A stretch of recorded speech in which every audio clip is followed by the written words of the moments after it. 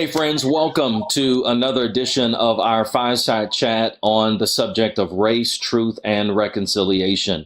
If you're new to these fireside chats or talks, while I don't have a fire nearby, let me explain a little bit of the intent of this. We are in a teaching series that is necessary and needed on the same subject of race, truth, and reconciliation. But we only have about 60 to 75 minutes on our Sunday morning, and this subject needs much more time than that. And so we've created an opportunity to have these fireside chats to really dig deeper on the topic of race. I don't think that there is any bigger topic for our country, for our communities, and even for our children than for us to talk with biblical integrity and authenticity about this subject of race. I'm really passionate personally for the church to not ignore this subject or even have this subject politically co-opted, but for us to really honor God in the way that we dialogue about this. That's the only way that we're going to move the needle on this subject, is that we have to have honest communication about it.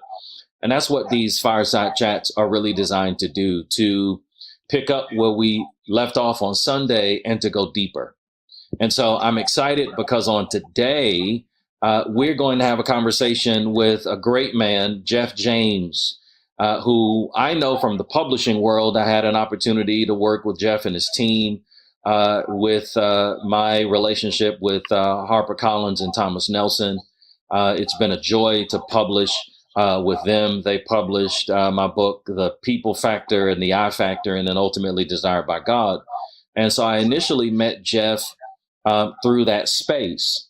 But earlier this year, Jeff reached out to me about a book that he had written called Giving Up Whiteness. And I got to tell you, first of all, because of the coronavirus and because we were working from home and, I was inundated with a number of things, he sent an email and it just got past me. But then he sent me an advanced copy of the book. So I don't even have the authorized version. I got the advanced copy version. He sent it to me and it came to the church, and my wife brought it home because with all of us working from home, we've been sporadically checking the mail. And she said, "Hey, somebody sent you this book." And I'll never forget it. It was a Friday. And I had just started the teaching series on race, truth, and reconciliation. And I saw it and I said, "Jeff?" I saw the name. I said, "Jeff wrote this book?"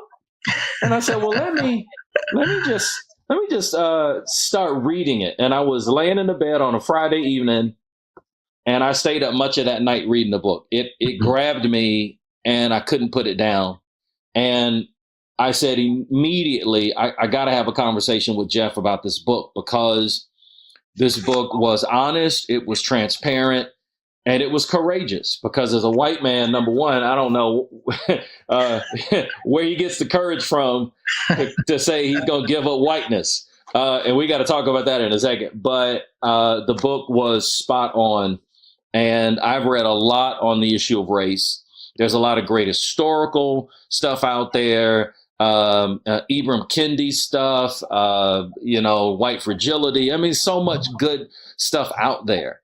But I honestly got to tell you, this is probably one of the best books that I've read on this subject in a very, very, very long time.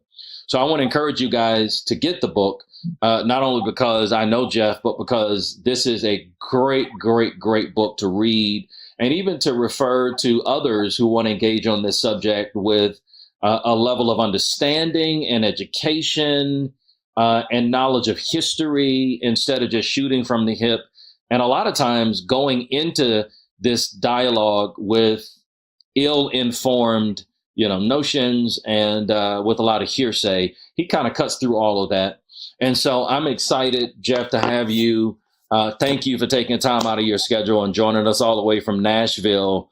So let's dive right in. I got to start by asking, why would a white man write a book called Giving Up Whiteness?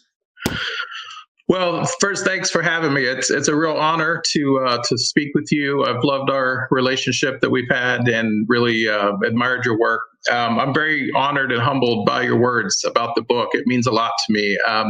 It really was written as almost a calling. There are times when you have something in you that needs to be explored, needs to be shared, and that's what the book is.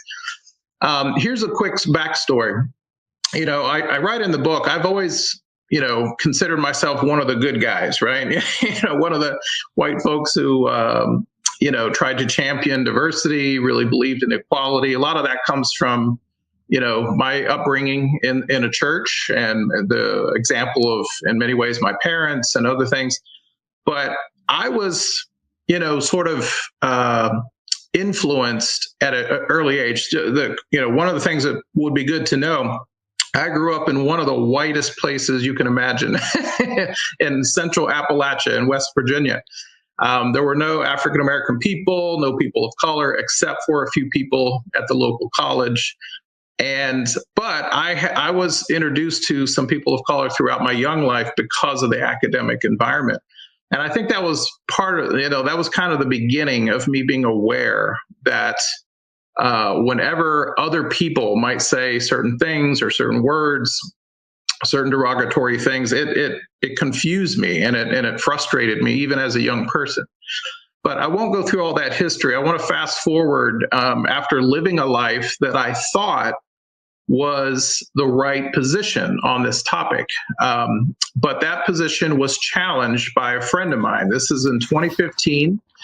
I just moved to Nashville, and it was during the period when there was that, kind of the last wave of shootings of unarmed African Americans by the law enforcement. But the one thing that really triggered it was that shooting of people in the church in Charleston, South Carolina. It was just a horrible, time.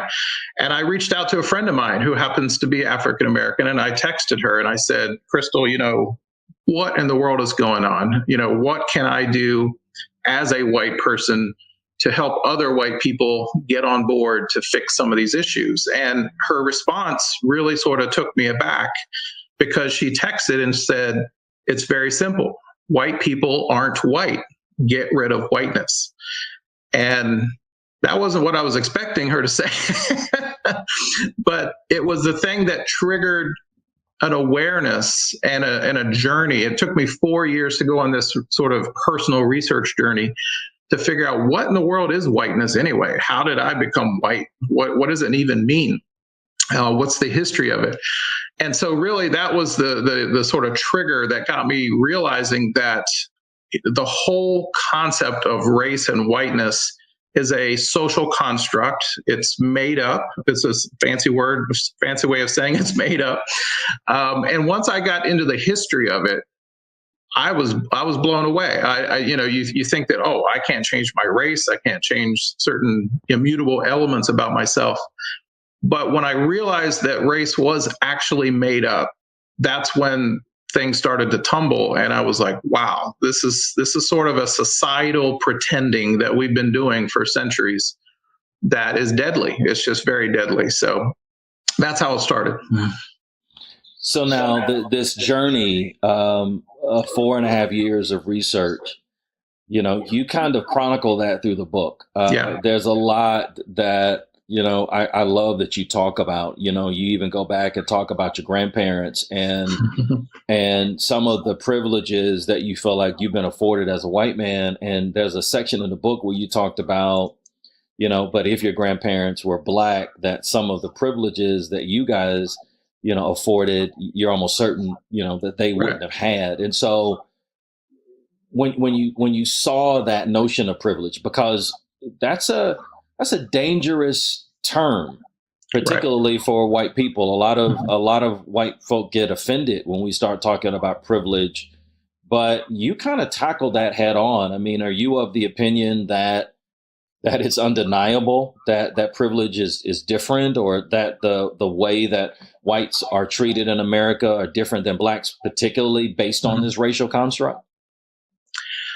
Yeah, I mean, it certainly is a defensive mechanism when you use certain words or bring up those kinds of topics for a percentage of white people who really aren't understanding the macro picture. Like a lot of times, and again, I come from West Virginia. There's a whole lot of poor white folks in West Virginia, and they struggle, And so for a lot of people, they hear the word privilege, they translate it like, oh, I'm like, why do I have this privilege? I'm not really doing all that well. So what's it getting me?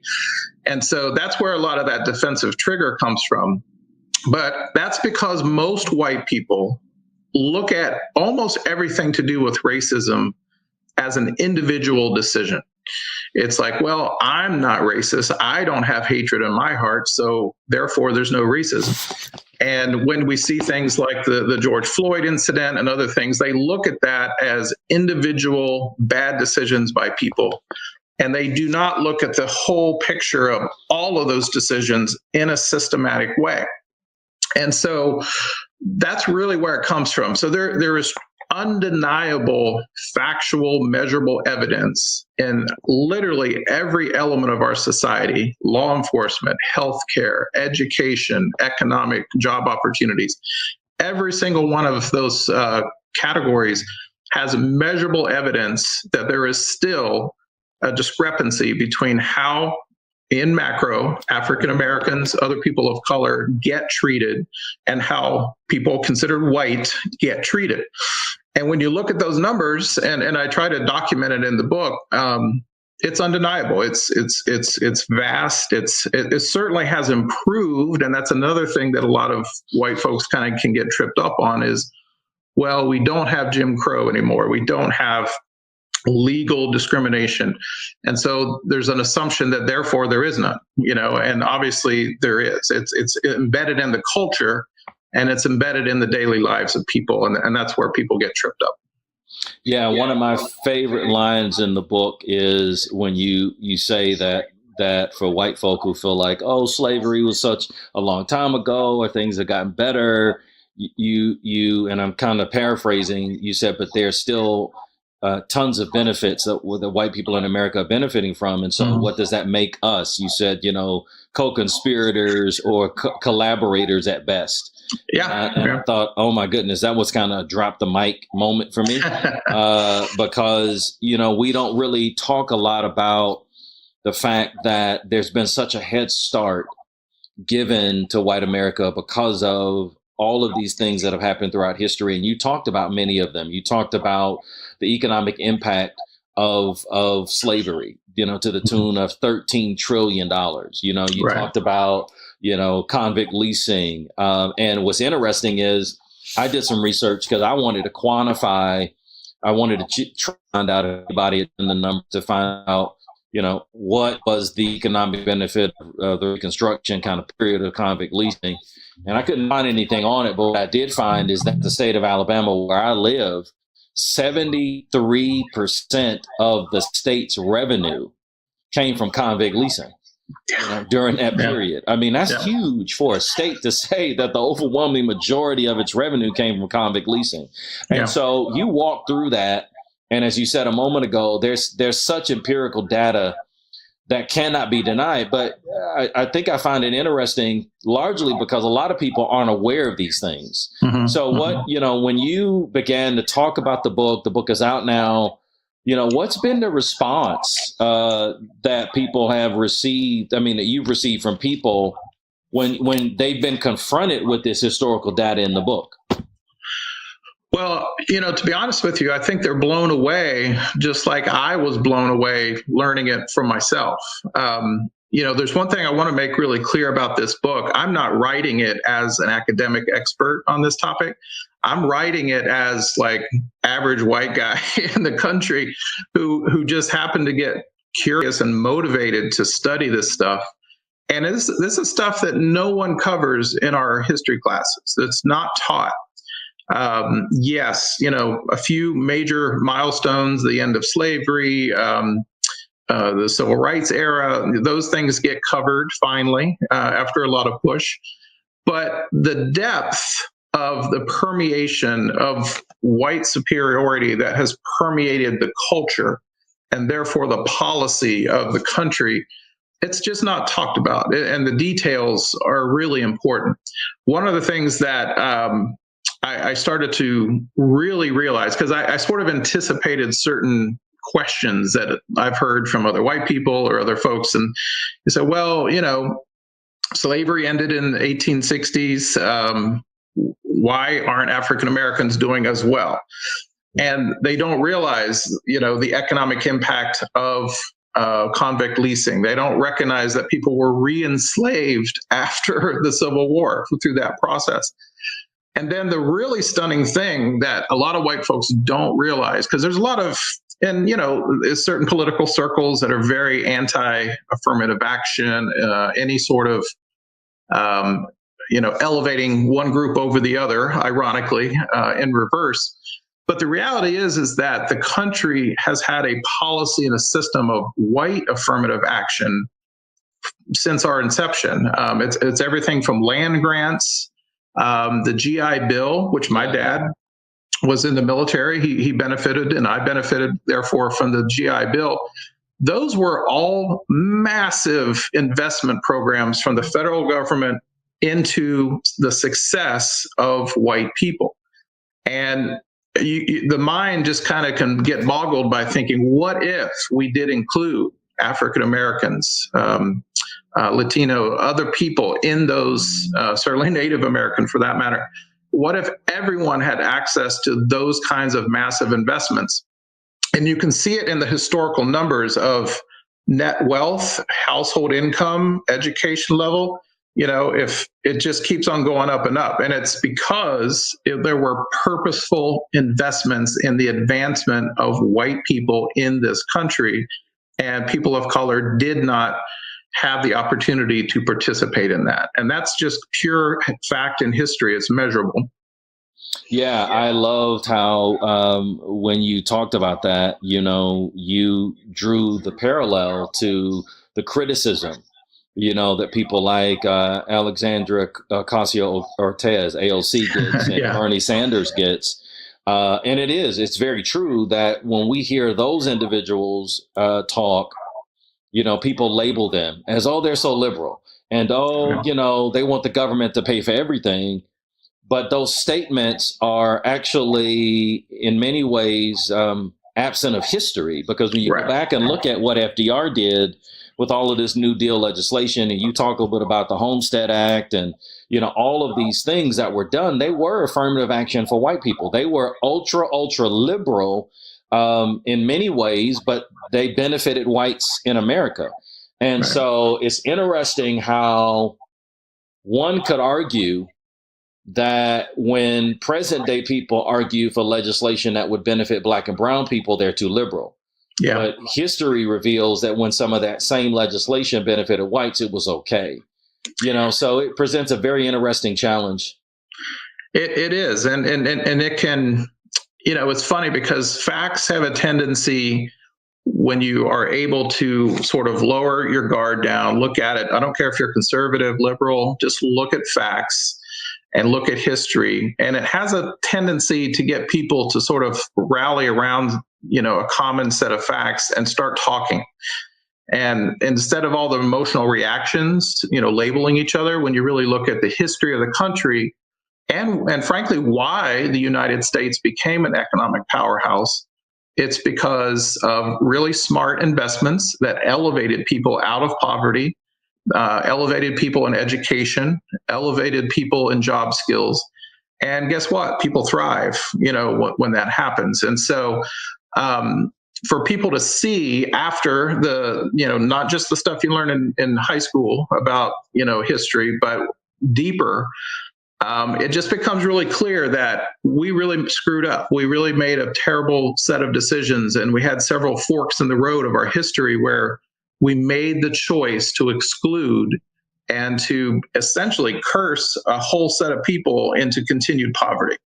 And that was a purposeful, unfortunately, race-based choice to do that. And so, again, from a historical perspective, that's undeniable. Now, what we want to do with it now we can have that conversation, but that is true. Yeah, so let's talk a little bit about that. I mean, because you go into what it means to give up whiteness. I mean, take us through that. I mean, I'm assuming that you fundamentally believe that in order for us to move the needle on equality and race relations, that many white people have to consciously decide to give up whiteness. What does that mean? What does that look like for Yeah. you? Unpack that. That's definitely the most, confusing and but yet key element of this whole thing is, first I had to figure out what is whiteness. Like, you have to define what you're talking about. Because a lot of times, if I'm on Facebook or I'm sharing something about the book, the reaction is, well, I can't give up my skin color. This is not my fault. I'm white. You're just demonizing white people. You're trying to lower white people. It's none of that. It's none of that at all. What we're talking about is not skin tone, because I think I even start the book. I'm not white. I'm not literally white in my skin tone. So what does it mean that it was labeled white? What does it mean that there was a cultural layer of assumptions that got brought into the identity of the white racial category? And what did that mean in relation to these other racial categories, which were also made up? People don't realize that, 200-300 years ago, there were well over 30 racial categories. I mean, the Britons up in the UK thought that the Germanic people were a different race and the Greeks were a different race, So it's been all over the place. It's a moving target. And so what happened was, historically, is that the consolidation of a broad set of European cultures got put under a white umbrella. And it just happened to be at that same time that Europeans were, sailing the oceans, looking for places to conquer, looking for places to colonize. Yep. And the element of, well, why are we justified in doing this? It basically came down to racial justification. They started to literally hang the assumptions on the framework of color and skin and race that weren't there. I mean, it was read into everything. There's quite a few references to the Portuguese were the first to go down to Africa and create a slave trade. The justification was, well, they need civilized, they need Christianity, they need all these things. They had ignored the fact that there were some incredible sophisticated societies in Africa at the time, yep. Timbuktu and other places. So all that stuff got sort of like, mysteriously forgotten about. And also, there were some pretty, pretty uncivilized people in Europe at the very same time. So it's just, whoever gets to label gets to sort of win the game. And that's essentially what happened. But all that to say that the construction of what people even meant by white people was invented around that time, and then it really got solidified here in America when the colonies started to get developed, and particularly in Virginia with the Virginia slave codes, the term white got legalized and embedded in our legal system, and so that's where the sort of the social construct turned into a legal construct. And we've been fighting that ever since. So when I say I'm giving up whiteness, it's not my skin color. It's not the fact that I'm from, ancestry from Europe. It's all of that stuff that's made up around it. That's what we're giving up. So what do you think that looks like for the average white person in America when we talk about diversity and equity and inclusion and just racial unity? Because, well, let me frame it this way. I want to come back to that question, but let me start off by saying, here's my suspicion of why this is so difficult for some. Mm-hmm. Because I do think that the social construct of whiteness and even the legal definition of whiteness has also morphed into an idol. Mm-hmm. I think that, part of the reason why many white people don't want to talk about this or deal with this or confront this or give up whiteness is because whiteness has become their idol. Yeah. And it would cause them to give up too much of what they find identity and superiority in. Yeah. So if you agree with that or don't agree with that, definitely share your sentiment. But then what does that mean then for how we practically give up whiteness? Yeah, that's a fantastic question. And that really is what it comes down to, is that sort of emotional dependency on identity that gives us a sense of power. And I talk a little bit, I sort of equate it to addiction, right? Like if you are, every time we get a little dose of reinforcement that we are good or powerful or superior, that triggers dopamine in our minds. I mean, that's just a human brain reaction. If you get celebrated, you get elevated, that feels good. And honestly, the culture of whiteness is built for that purpose. And so the challenge is that, okay, so if you're an addict, for anything, drugs, alcohol, you've got to understand your addiction first. Like you've got to understand what's going on in your brain. Why does this feel so good for me to cling to this? And what is it doing to me? That's a real key question. You cannot really change people by going up to them and saying, hey, that's bad for you.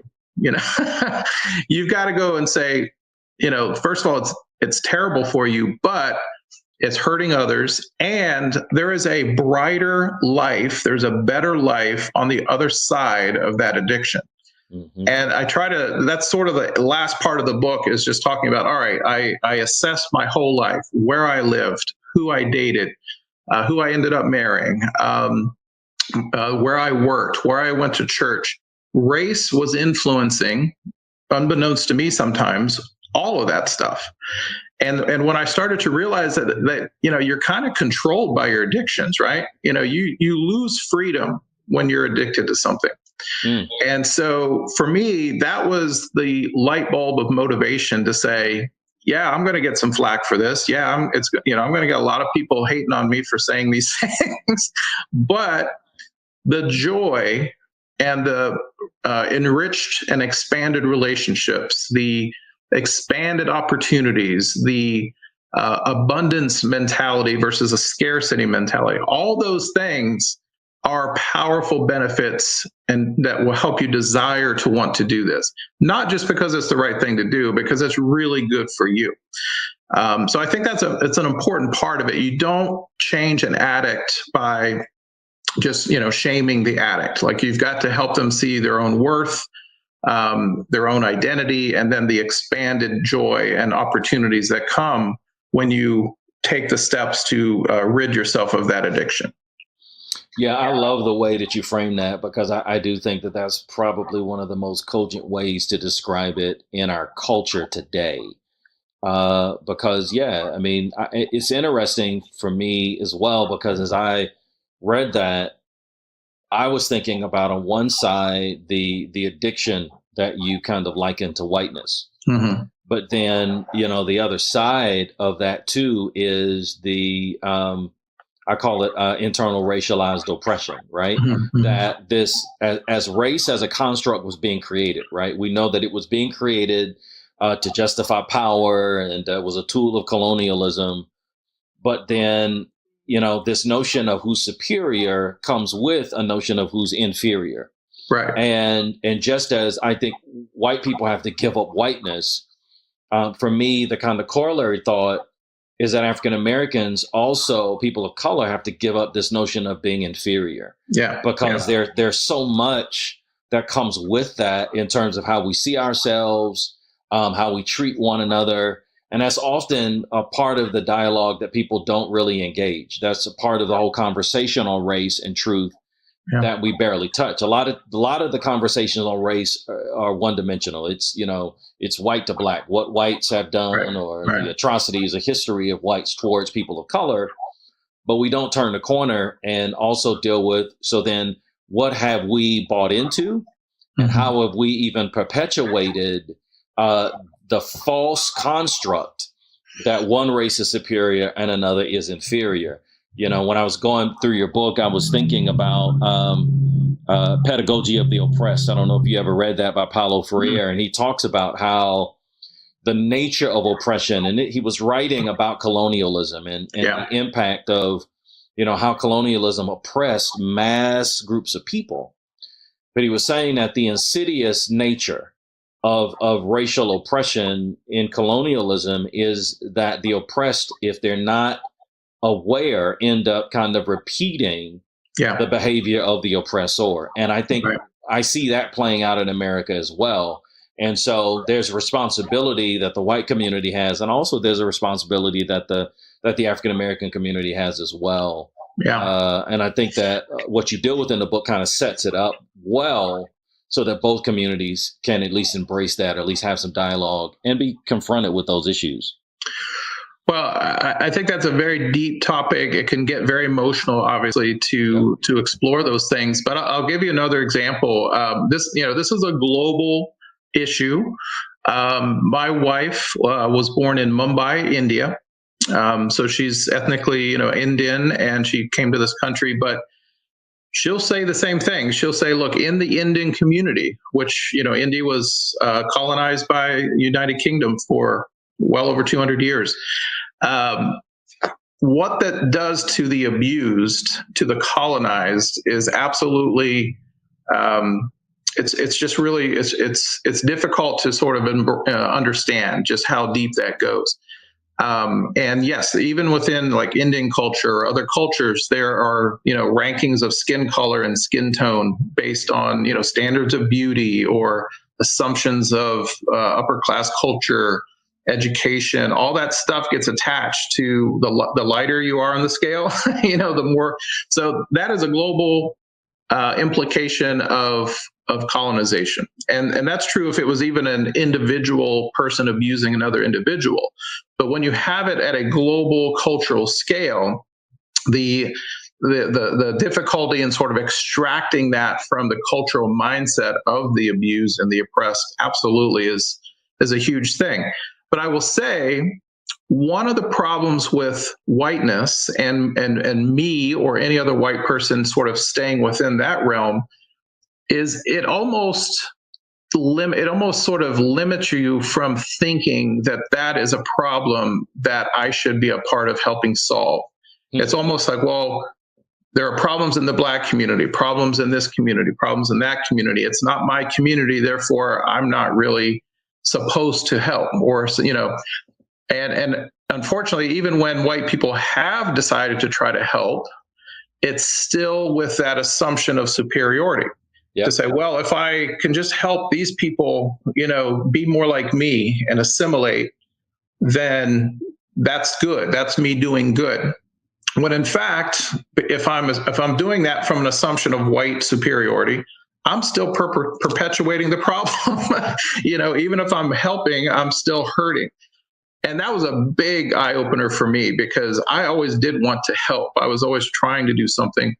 But that conversation with Crystal and all the research that I ended up doing, that was a big eye opener. You cannot truly help from a position of superiority.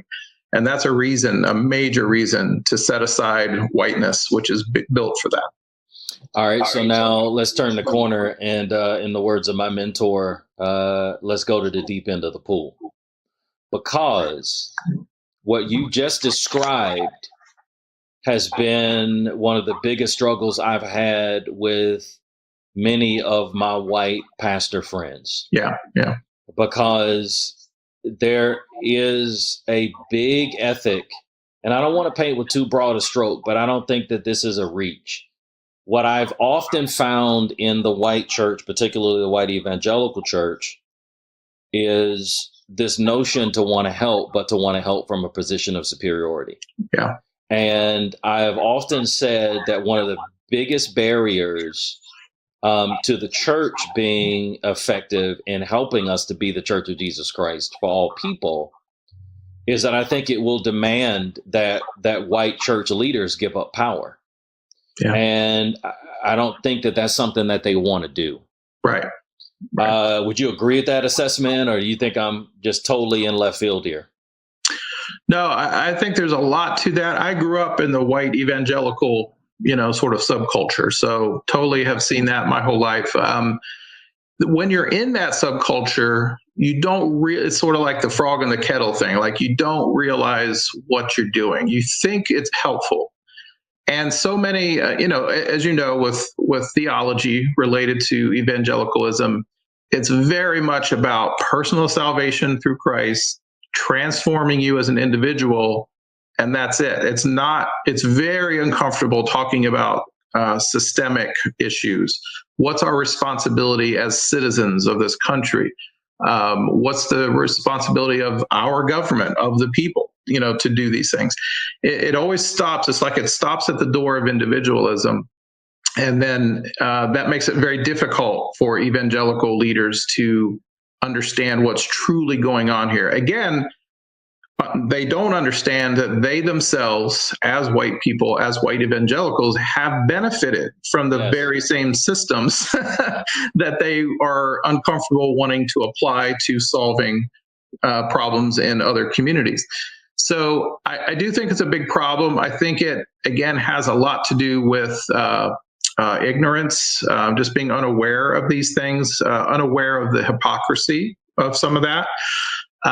But yes, there is a power addiction, even among white, preachers and leaders, that just whether it's a everyday person or if you're a leader of a huge church, you have to deal with that power addiction.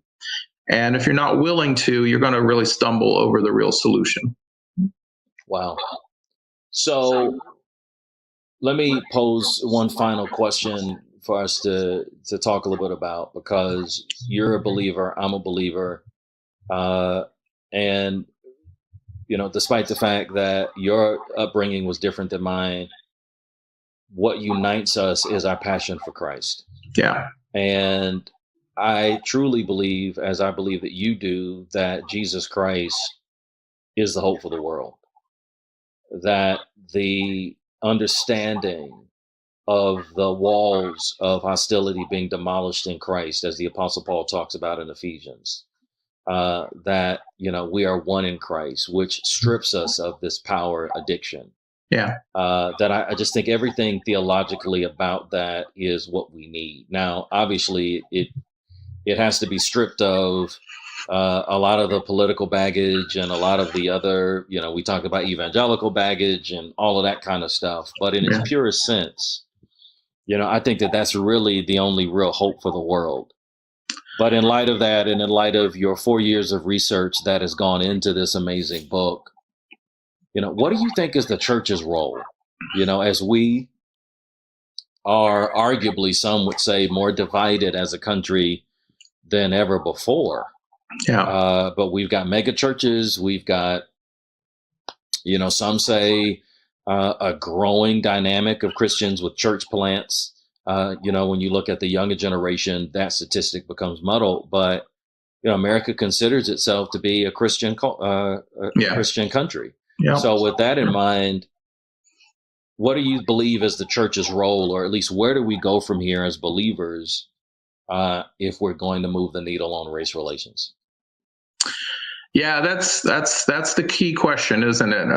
How do we turn the corner? How do we transform things? To me, it feels like keeping it on that, and again, this has to do with the church. You really can't sort of put this out to the rest of the culture yet. But I believe, like I think a lot of us do, that if the church would just be the actual church, the light and the salt that would be permeating our culture would be very powerful. It begins with the church. It begins with, I have a whole chapter there about, racism and just sort of the experience in the church itself. Mm-hmm. And the inability for a white church and a black church or whatever different cultural things. It is absolutely about cultural superiorityism and power that we can't figure out. Is it really going to hurt us to adopt a different way of worshiping so that we can come together? I think that's probably, everything comes down to the whole gospel. What in the world did Jesus come to do and to say? He was the Son of God. He had all these rights as God. And for him to take those rights and set them aside so that he could die for us and transform us, And if you read Philippians, that's what it's all about. It's do not claim the power that you think you are having a right to. You must sacrifice that power in order for the true power of God to sort of, erupt out of you. You got to give up your life to save your life. That, it's all through the scripture. So to me, a lot of it has to do with correcting some very limited and erroneous theology. I think there's a lot of bad theology in some of the mega churches and just some of the certainly churches that have gone so political that politics have become more of an idol than that's more important than living like Jesus. So the transformation of dying to self, not just individually, but as a community, and a church being willing to die to self in order for you to be able to engage other people as an equal. When that can happen, and it's all through scripture, all we got to do is preach the truth of the scripture and gospel. When that starts happening, I think you'll start seeing, particularly this younger generation is hungry for that. Yes. They're very hungry for that. And that's why a lot of them are not coming to church anymore, because they are not seeing that in our churches. So, I'm not saying I've got it all figured out. I'm very frustrated sometimes with church and everything that we're trying to do. But I think that's what it comes down to. When I look at Jesus, when I look at what he lived and taught, the answer is in there. That's so good. Well, family, listen, this has been another incredible fireside chat with the author of Giving Up Whiteness. I want to make sure you guys see that in the camera frame. And he says it's one man's journey. This is his disclaimer, but man, it's a great read. And so I am selfishly, I didn't write the book, but I think it's so good that I'm selfishly promoting it. But this has been a great time. Jeff, thank you for just being willing to take time out and just dialogue with us about it. I believe that what we've got to do more of is have honest dialogue, right? Without anger and frustration and finger pointing and blame. But let's just talk about it. Let's keep our hearts open, because I think that we grow through that communication. And this is a great example of it. Thank you for the book, but also thank you for your commitment as a white man to being a part of the solution.